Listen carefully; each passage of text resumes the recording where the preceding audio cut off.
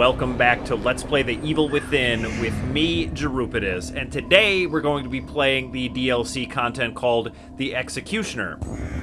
Now, in this one, you get to play as the Keeper, which sounds really cool and exciting on paper, but what ends up happening is you end up playing a first-person view, really clunky, pretty terrible game that is not particularly fun to play. It's hard to see, it's hard to use your attacks, you move really slow, and it's by far the worst DLC for this game. And you might be wondering, why play it at all? That's an excellent question, and I don't really have an answer other than the fact that it's there. So we're just gonna jump right into it. Let's get it done. And let's go ahead and start a new game.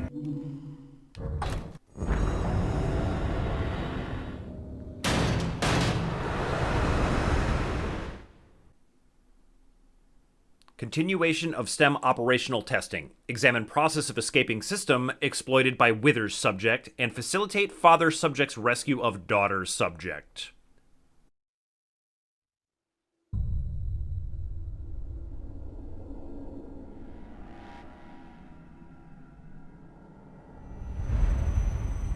Your daughter is trapped within STEM, imprisoned by her connection.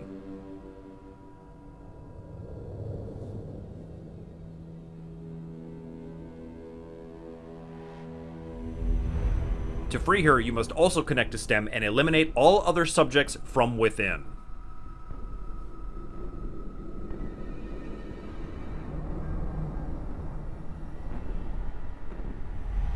Your physical form within STEM will not be your own, but you should find that to your advantage.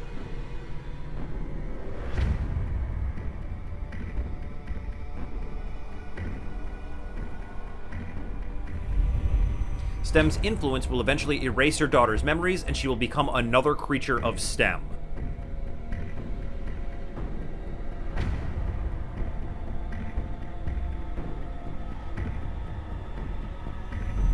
We will support you, but you must act before that is allowed to happen.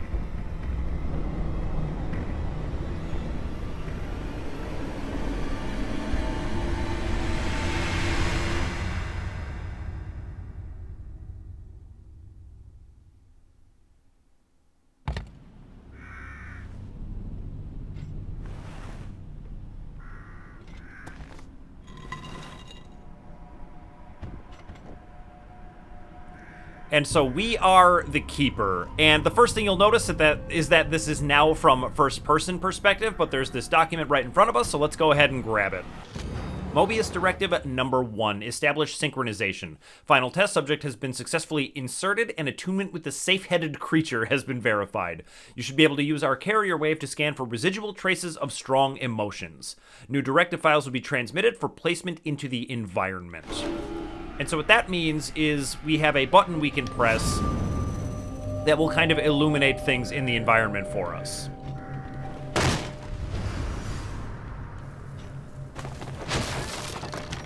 And so the first place we're going to go is the mansion. But before we head there, we're going to want to run around and smash barrels and things, which are going to find us coins, which will be our currency for this. I guess I don't know why they would do these coins instead of just the green gel that's the currency for the rest of the game, but it is what it is.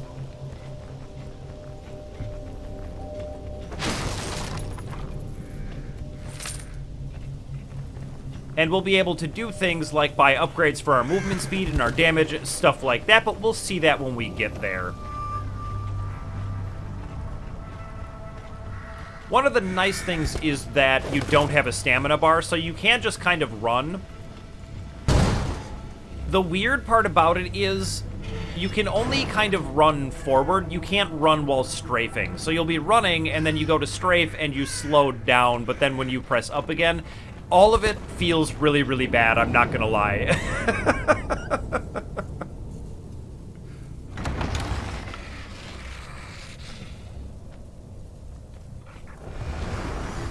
Alright, and so we can pick enemies up and chuck them by pressing B when they're staggered.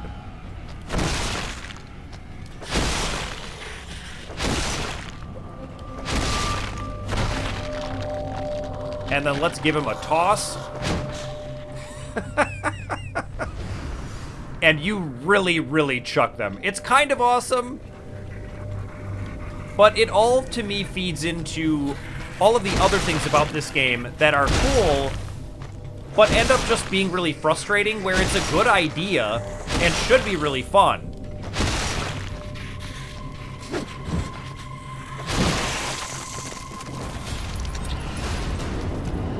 And so that's a look at the executions.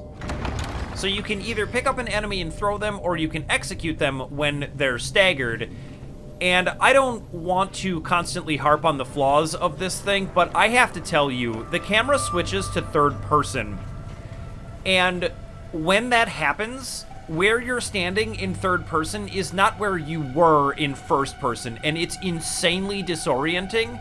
So you really need to remember where you were before that cutscene plays for when you jump back into first person view.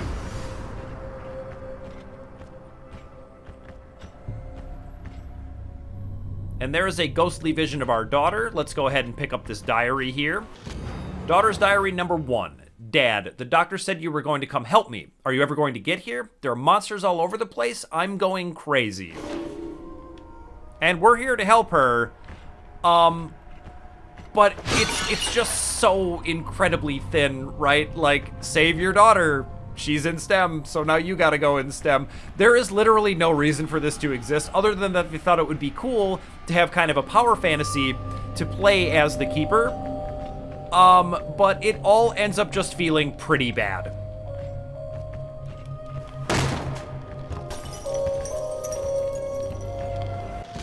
And here's diary number 2. Are all these other people alive? Are they dead? That's a good question.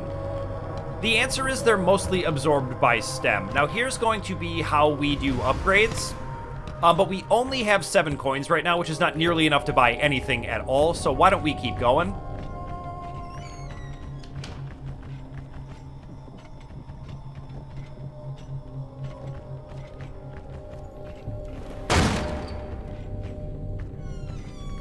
It's very interesting to me that this sort of DLC feels as bad as it does, because the engine that this game was designed on was originally designed for first-person games, and they heavily modified it to support all of the things that you need an engine to do to be a third-person game.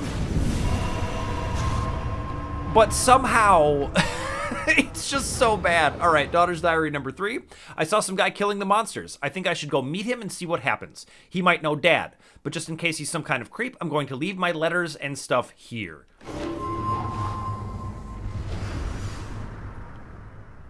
And now we need to go find a MOBIUS file. These are mandatory, so you can't miss them, but we're going to find all of the in-game files and all of the diaries. It's not really tough to do.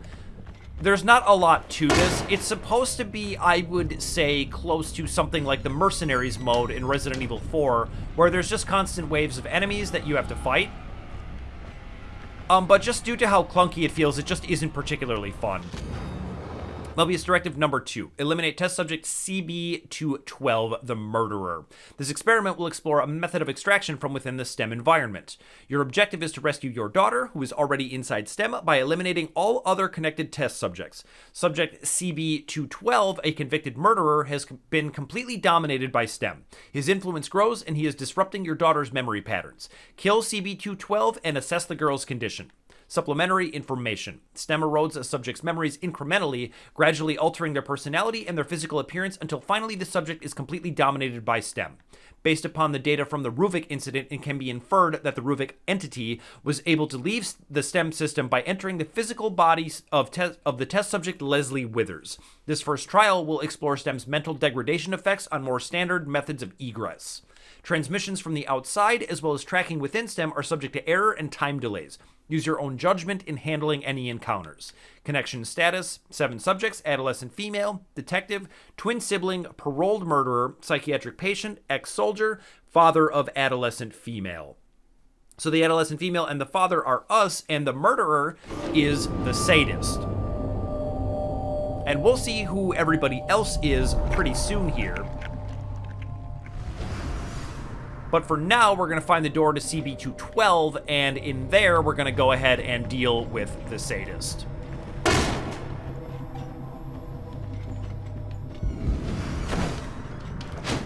Oh, and that's one of the things I hate the most.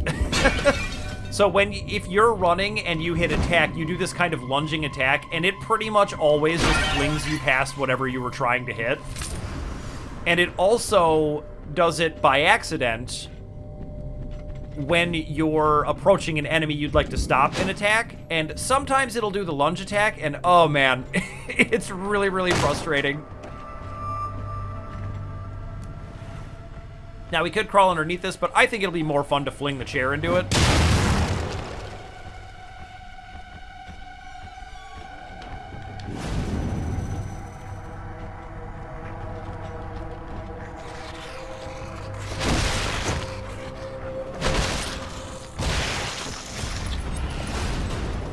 And that's a good look at how disorienting the executions are.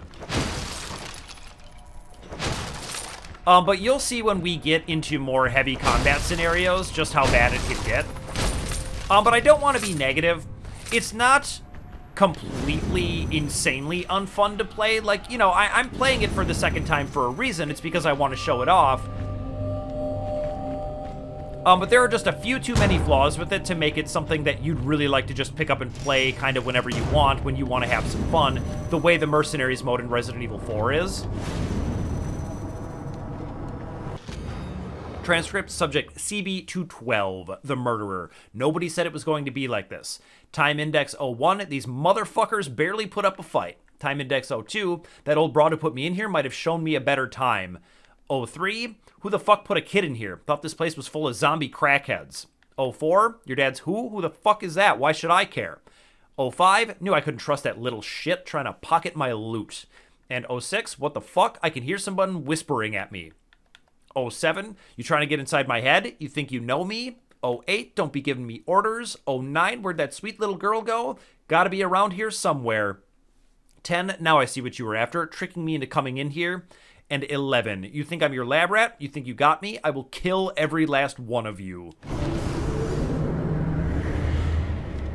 And now we have, so some of these are mandatory, but in general, these are referred to as execution chambers. They're little combat arenas that you get teleported to fight waves of enemies.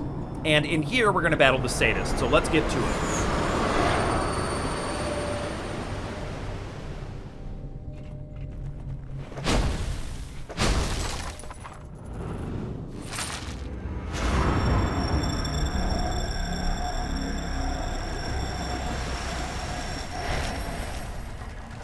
And this one is fairly easy.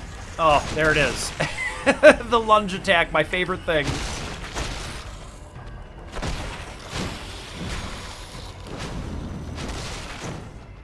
Oh, and I forgot to mention, you also have kind of a dash, but it's pretty hard to use. In most games, you would double tap the direction you want to dash in. In this one, you hold the direction and tap run, and you'll hop to the side like that.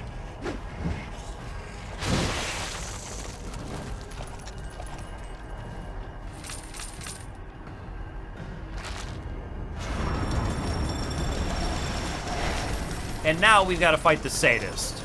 And they're also going to throw some lesser enemies in the room with us, but if you just mash attack, it's not too tough. There's probably more technique to it than that, but that's what I do.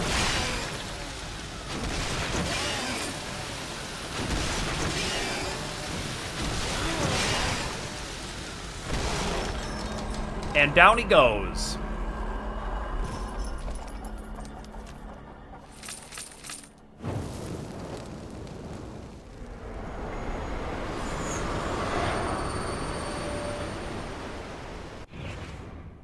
And now we could buy the chainsaw in the shop if we wanted to. I tend not to do that. But you do have several different weapons you can use, which we haven't really touched on, so let's pull it up here. We can use the classic keeper traps. The hammer, we end up getting dynamite, the chainsaw, and a few other things. I tend to stick to the hammer because it's so hard to get used to how things work in this.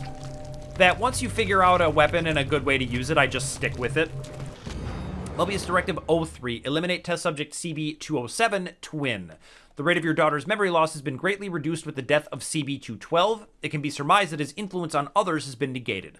Data indicates that your daughter is on the move, possibly with subject CB207. Eliminate him.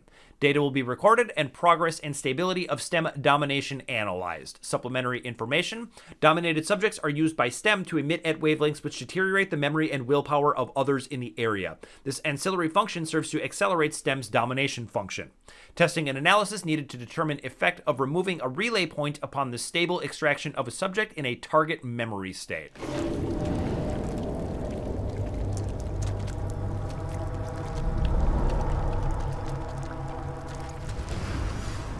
And now we're going to follow our daughter that way. So let's just get right to it. I don't feel like I have very many coins, and it's not really worth upgrading incrementally. You end up being pretty capable of defeating enemies sort of as is.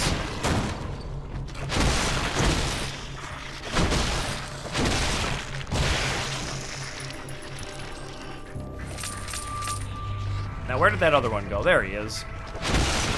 And the basic haunted really aren't too much of a threat. Even if they do end up hitting you, they don't do very much damage. And there are healing items all over the place in this. Which tells me it was supposed to be more of a power fantasy and more fun than this. I just think it's really poorly executed. That being said, we're going to do our best to explore as much as we can, find all the coins we can, and upgrade ourselves as much as possible, and find all of the documents and collectibles, things like that.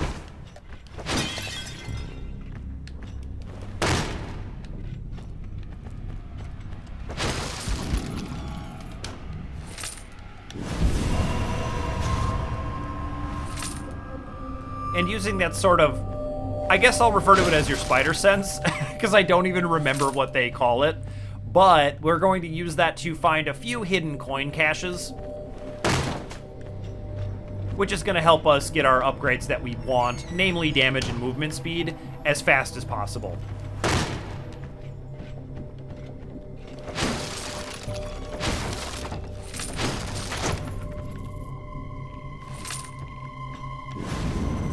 Alright, did I miss any breakable stuff in here? I don't think so, so let's move on.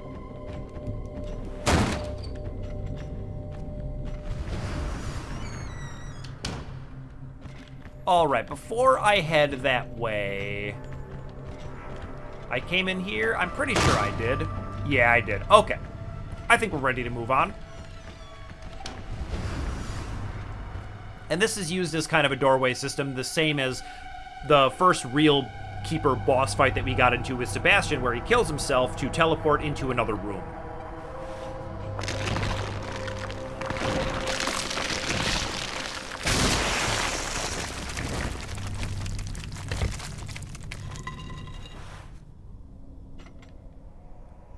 And here we are on the other side. And I feel like that's a really creative mechanic. It was creative in the main game. And I feel like they could have used it more creatively rather than just, there's a few things in the way that, like, clearly you could just climb over. It's very, very underused in my opinion. Alright, Daughter's Diary number 5. Is everyone going to turn into a monster? There was a tall guy I walked around with for a while because he was lost. He said he couldn't remember where he came from. He was always talking to his brother even though you couldn't see him. He started to freak me out, so I got out of there. Then he started chasing me, and when I looked back, he was turning into one of those things. Is that going to happen to me too? This place is so weird. Everything from before I came here seems like a long time ago. Yep, things are not going particularly well for our daughter.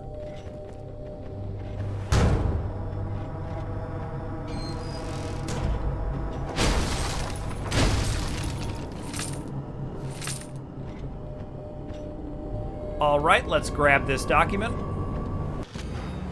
Transcript subject CB207, the twin, lost children, time index 01. My brother, it is so good to see you again. Losing you was unbearable. 02, I came here to get away, to find solace. Somehow I knew you'd be here. 03, yes, I know, we agreed to help, but now I feel conflicted.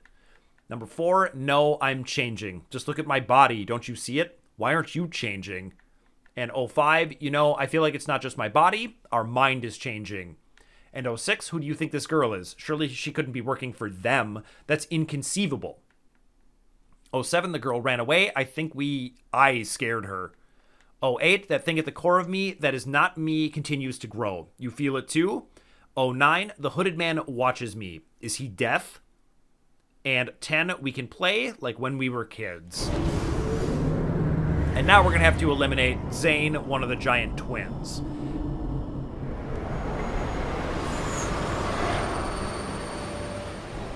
And this one is a little bit of a mini-game. We've got to use the guns in the area to shoot him. But they don't have very many bullets, and then you've got to recharge them. But you'll see that in just a sec.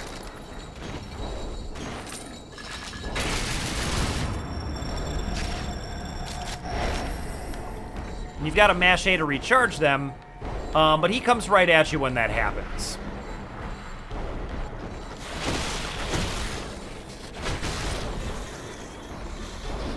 So we're going to clear those haunted out of the way and keep it moving. One of the main things you want to do in this is just keep moving.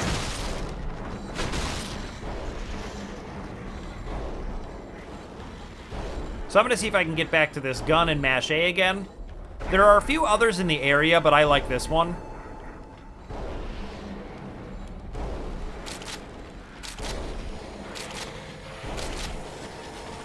Okay, that's ready to go.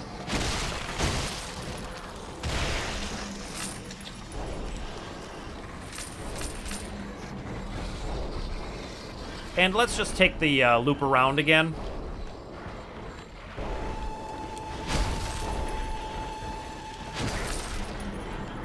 And you would like to try to break the boxes while you're in the arena, because as soon as you end up killing the boss in here, you get transported out and you don't have any more time to loot.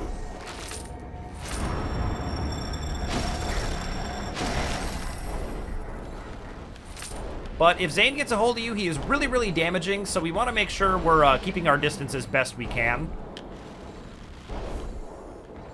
And I'm kind of hoping he'll come through here. Yeah, this is looking good.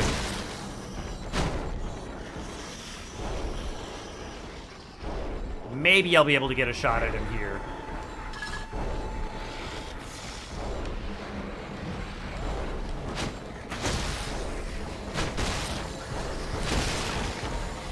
We gotta run for it.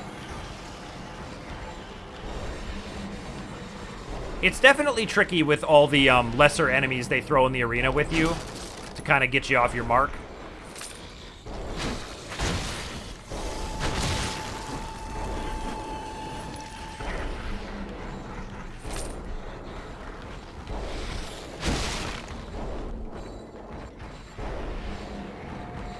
All right, come around this way, please.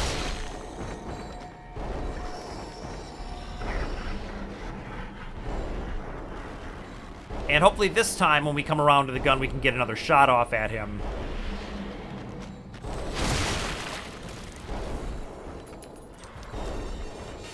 Yeah, this looks good. Oh, dear.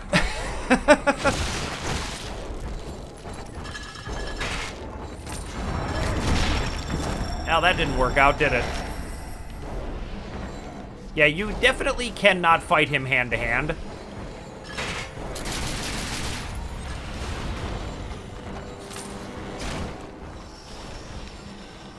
We'll go ahead and use that turret to get our torment. You get a bunch of different rewards or things that you can unlock by doing different kills on enemies.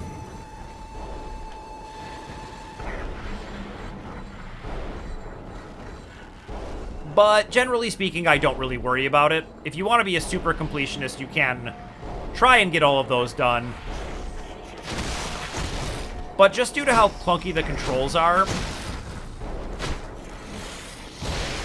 I don't really worry about it.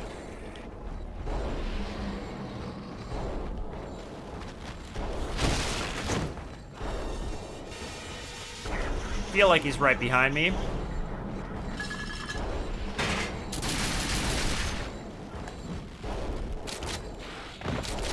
Alright, that's gonna stun him. Maybe I can run up and do some damage.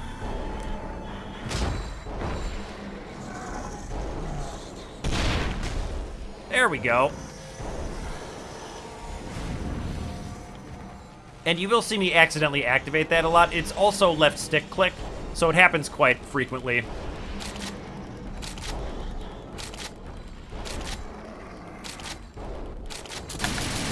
Oh, I did not mean to do that. That is a shame.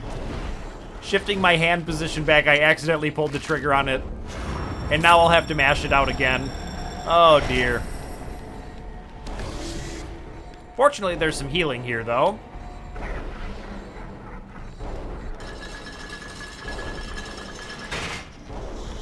Can't quite hit him from over there, so I guess we'll leave this one pointing forward.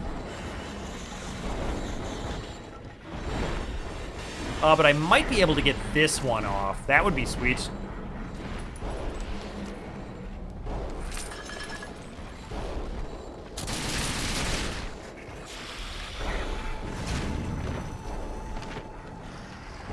Yep, let's get him with another execution.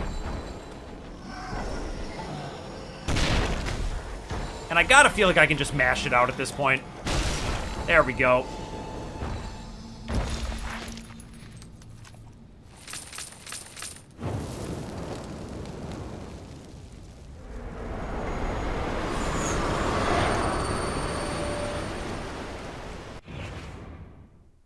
And now we can purchase the highest maximum ammo rank in the shop. But we're still not going to worry about that quite yet. And these missions are just so lazy. Find a MOBIUS file. Can you find it? MOBIUS Directive 04. Eliminate test subject CB204, Detective. Your daughter's memory degradation has slowed, but STEM domination of the remaining subjects has progressed steadily. The only subject confirmed to still be in the house is CB204, the Detective. Access the corresponding area and kill the detective. Supplementary information. At this time, we are unable to say definitively that the death of a test subject and the subsequent removal of their influence leads directly to memory preservation. The possibility exists that an unknown element is affecting the integrity of subject memories. Must observe the girl's movement patterns and be watchful for unanticipated phenomena.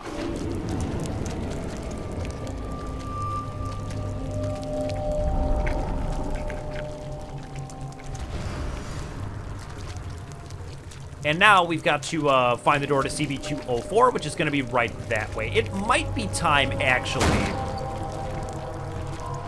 to go ahead and purchase some movement speed. We've got 176, so why don't we do that?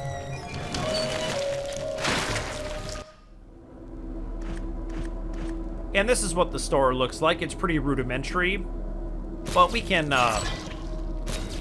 boost our speed up a little bit. And why don't we take some damage if we can? Works for me.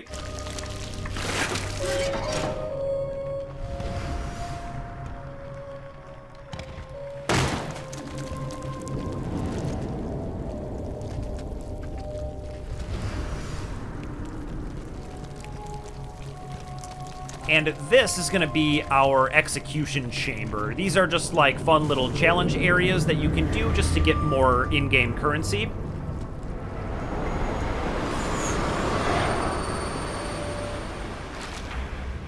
So why don't we give this one a try? Basically, there's going to be eyes on the wall like that, and they will spawn in enemies.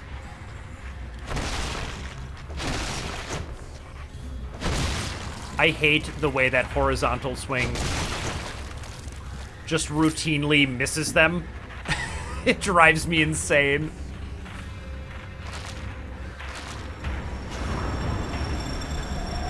And what I like to do is just kind of camp right on the spawn point.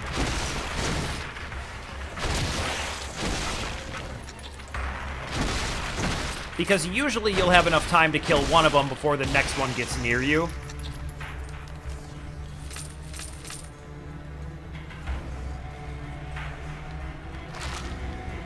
But I do believe it's going to be just these two.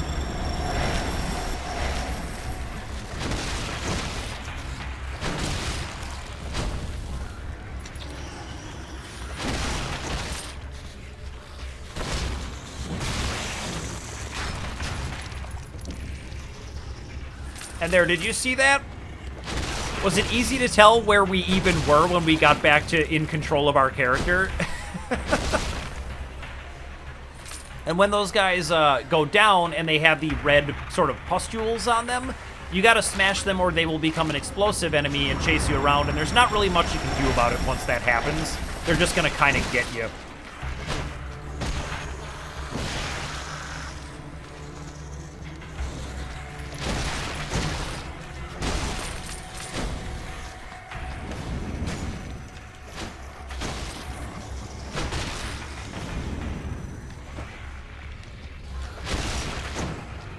Yep, just right over them every time. All right, want to make sure that guy doesn't turn into an explosive. Uh-oh. Well, I think I got there in time. That's pretty lucky.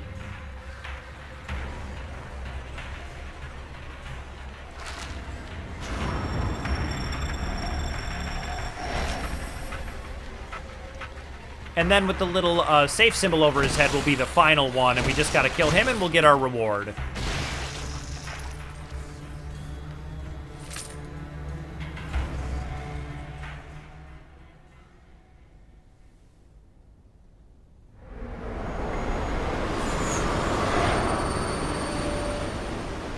So that's our first execution chamber. Not too tough.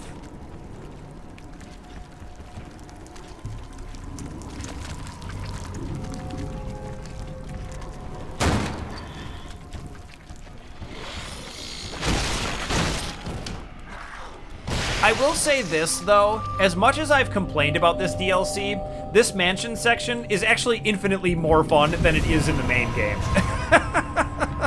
And you know why? Because Ruvik doesn't just pop out of nowhere and instantaneously kill you and make you do stuff over.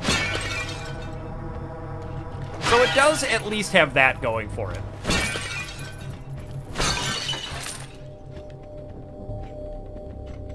Do I even want this healing item? I guess so. There's so many, it doesn't really matter. You don't need to be particularly efficient with it. Yep, there's another one. Oh, and if you smash these rats, if I can get him, you get 10 coins for doing that. Which seems cruel and unusual.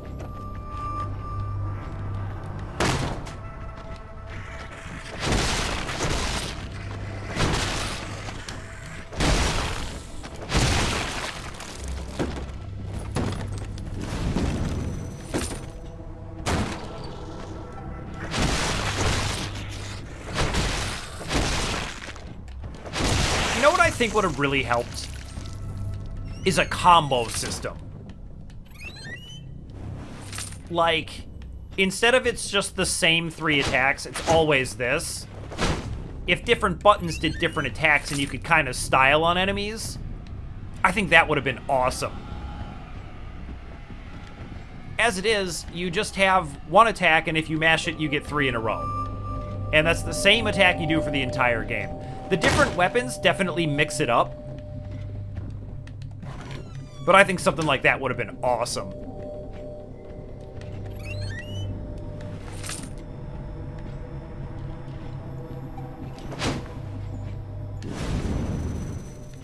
All right, just making sure I'm being thorough exploring.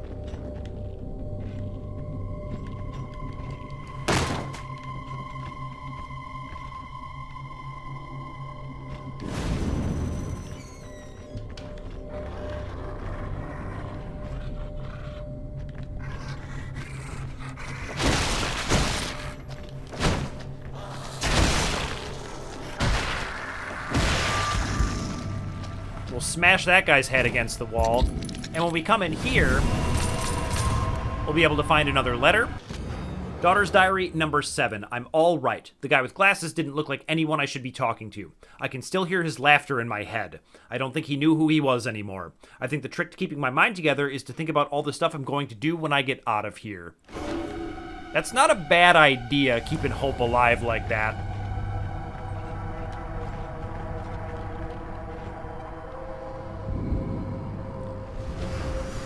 And the game just comes right out and tell you, use your memory scanner to find the hidden door. And there it is. But before we go in there, we're going to want to finish exploring in here.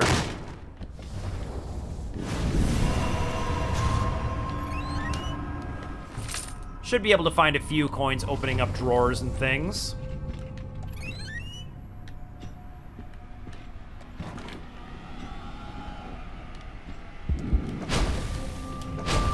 Almost got him. Poor little rats. I don't like doing that, but I want the coins.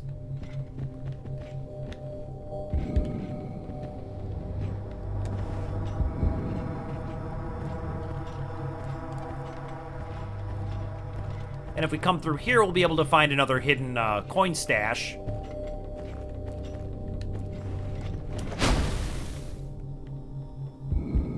Where'd he go? Not gonna worry about it. I'll just take my 10 coins and get out of here.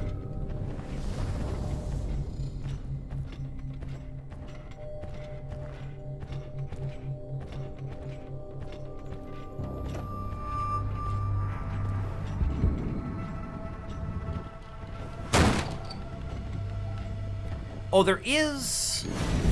Yeah, one more thing in here. Daughter's Diary number 6. How did I get here anyway? I try to think, but I can't remember. I think it was therapy, but Dad and I fought about it. He said that Ruben guy might be able to help me, but he didn't trust him. But I had to try. I mean, good on Dad for not trusting Ruben. I mean, seriously, just look at him. But, you know.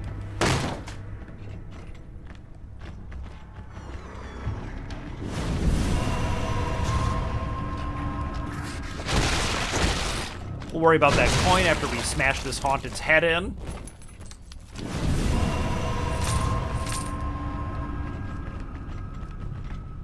Ooh, another rat. Why? Why do they make me do that?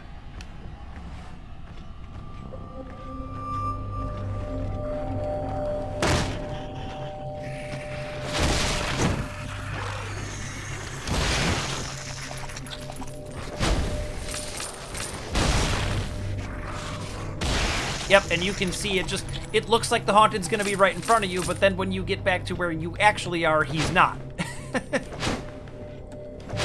It's very, very disorienting and weird.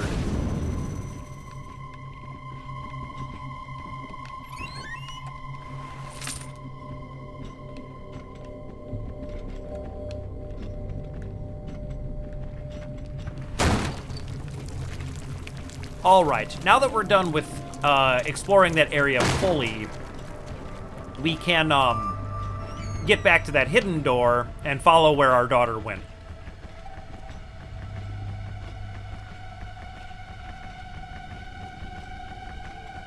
Which will be right over here.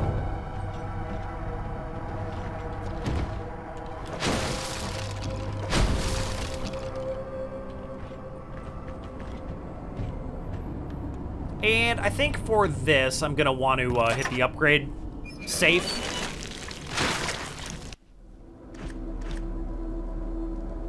And I won't really need that many more traps. I think what I want is damage. But if I can afford more traps, I might want to buy them.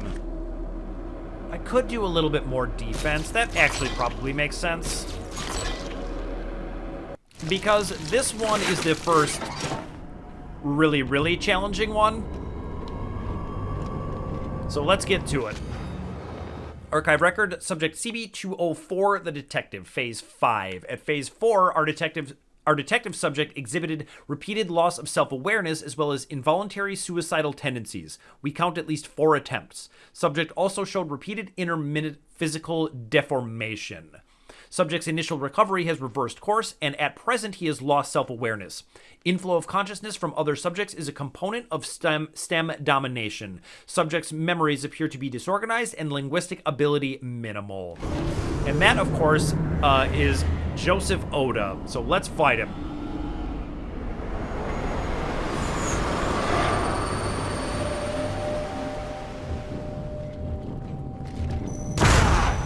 There you are!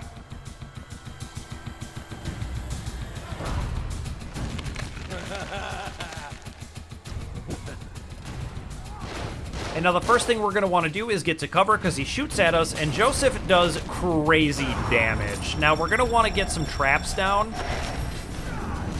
But it's hard to do while not getting shot and kind of seeing what you're doing. But catching him in one of those traps is absolutely essential if you want to win this.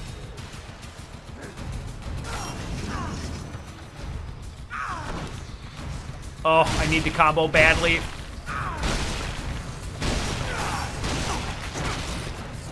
And I'm just going to try to mash here, and hopefully I can kill him before his Molotov cocktails kill me.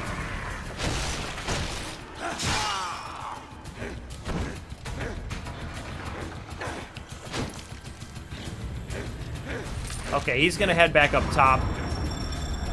And in the meantime, I'm going to throw down another trap where he's going to jump down.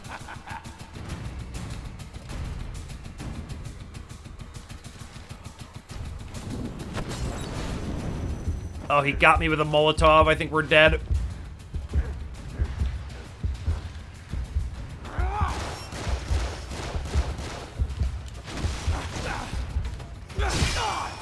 Oh, can I get lucky here? Oh my god.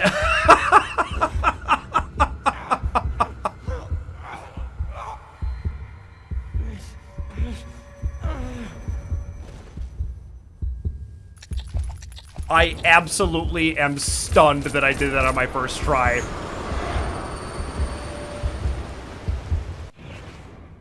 And now we can buy Molotov cocktails if we want to, which we don't. But highest movement speed does sound interesting.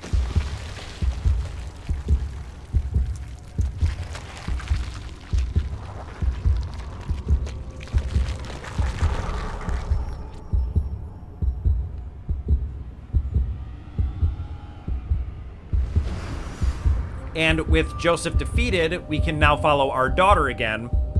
But that's going to have to wait until next time because I'm all out of time for today. So thank you so much for watching, and I'll see you in the next video.